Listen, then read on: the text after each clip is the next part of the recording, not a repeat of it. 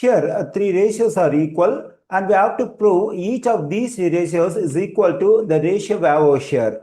Since three ratios are equal over here, it's called continued proportion. We can use add under property in a proportion. Okay, now let me write this proportion as it is. That is 4x negative 3z over 4c equals to 4z negative 3y over 3b equals to 4y negative 3x over 2a.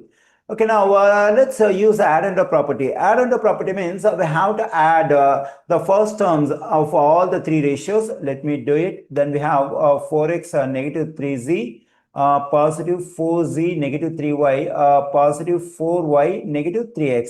I added the first terms of all the three ratios. Now I'm going to add the second terms of all the three ratios. That is 4c positive 3b positive 2a. Now I got a new ratio by adding all the first terms and adding all the second terms. Now the new ratio I got over here must be equal to each of the three ratios we have over here in this proportion. This is called add under property. Okay, now let's simplify the stuff we have over here in numerator and denominator. Okay, now we can combine this 4x and negative 3x, then I'm getting x. Let's combine this negative 3y and positive 4y, I'm getting y. When I combine this negative 3z and positive 4z, I'm getting z.